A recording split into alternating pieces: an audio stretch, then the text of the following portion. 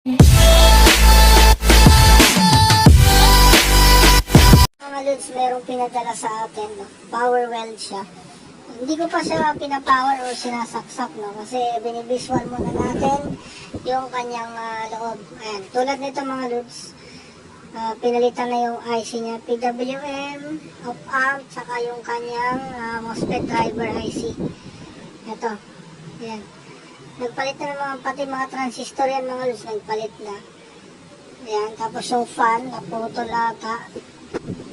Ayan, jumper na lang nila. Then, yung IGBT, pinalitan na rin. Itong isa mga lods, shorted. Ayan, shorted na siya. Ayan natin. Okay mga lods, bali, ito yung ginagawa natin nung nakaraan, yung power weld, no? Bali, ang problema nito, walang output. Okay? Nung chinek natin, binuksan natin siya. Ito, na-repair na yung mga IC niya. Yan. May gumawa na nito. Tapos, itong IGBT, napalitan na rin. Ngayon, shorted na to mga lods, yung IGBT na to. No? Yan, testing natin.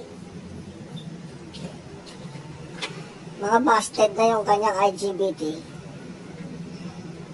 Tulad nito. Ayan o. Ito mga lods o.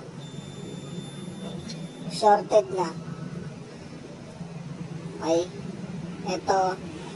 May ilan na hindi shorted. Pero, pag magpapalit tayo mga lods, ano yan, isang set yan natin pinapalitan. Okay, ito isa shorted na. Okay, tapos, siguro nung napalitan nung unang gumawa, wala pa rin output, no? Ayan, may sira pa dito sa firing niya, firing circuit niya dito. Nirepair na natin. Ayan, tester natin yung trigger ng IGBT. Ayan siya mga lods. Ayan, dapat nasa 43 ohms. Ayan. Dapat lahat ng paa, 4, nasa 43 ohms. Pag may iba dyan, may problema pa yung mga lods, dapat pantayin nyo yung kanyang firing. Ayan, oh. Okay, bali nabuo na natin. Tetest natin kung may output na yan mga lods. No? Gamitan natin ang oscilloscope. Titingnan natin kung may frequency itong ilalabas.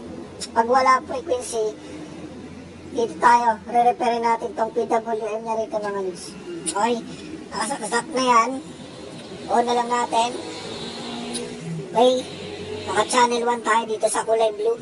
Ayan, diyan natin titingnan.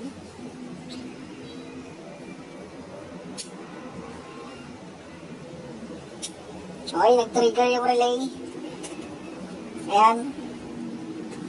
Sukatin natin yung supply ng fan. Ibig sabihin, yung relay meron ng 24 volts yan. Ito naman yung supply ng fan, yung pin na to. Sukatin natin. Ayan. Okay, meron siyang 25 volts. Okay. Dapat mga lods magkakaroon na to ng output, yung PWM. Dapat may frequency na rito sa IGBT. Ayan. Wala siyang mabasa mga lods. Ibig sabihin wala tong output. Kahit lagyan natin ng IGBT, wala, hindi ito gagana. Gagawin natin, ayusin muna natin yung kanyang PWM bago natin sa kabitan ng IGBT para hindi tayo sabugan or masiraan ng IGBT. Okay, testing muna. Ayan. Okay mga lods, bali yan, na-repair na natin yung kanyang PWM circuit. Nagpalitan tayo ng mga PWM IC, mga transistor dito. Check natin yung mga resistor, good naman. Yan lang muna yung pinalitan natin ng mga lods. Okay, try natin ulit yung power. Ayan, check natin sa oscilloscope kung magkakaroon na siya ng frequency. Okay. Okay, may output na siya mga lods. Mayroon na siyang frequency. Ito. Ayan, kaso, may problema. hindi siya pantay, ano? Ayan, tingnan natin.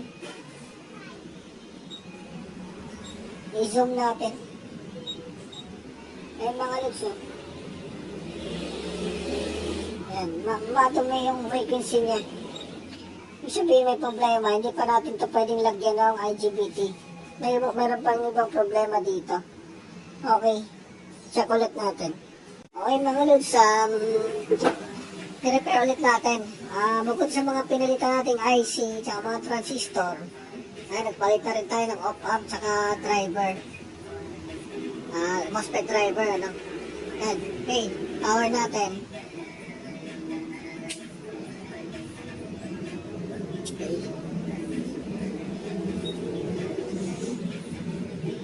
Okay. Ganito mga lods yung frequency na hinahanap natin. Yan, pantay siya. Pantay yung taas sa kababa. Kanina kasi, yung taas, mayroong curve siya. Ano? Ayan. Ngayon, pantay na to. Pwede na natin ilagyan ng IGBT ito mga lods. Ayan. Okay, update na lang natin. Pag nalagyan ng IGBT at pa-power natin kung magkakaproblema pa o hindi. Okay mga lods, na-assemble na natin. Ayan. Pinilitan natin yung wire ng fan niya. Naputol kasi. Tapos, yan na. Okay. Yan, bago na IGBT niyan. Mga IC, bago na rin. Ayan. Okay. Power natin. Then, check natin kung mayroong output. Ilan yung kanyang OCB.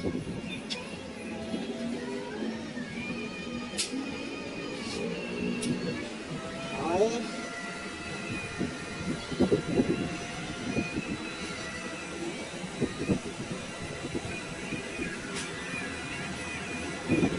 Okay, meron siyang 59 volts.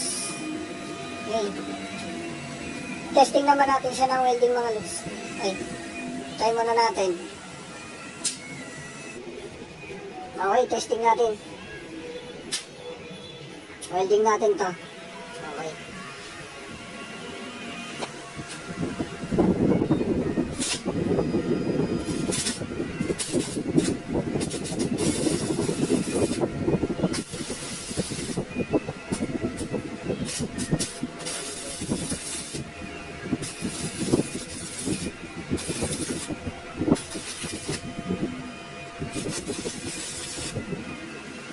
Okay siya.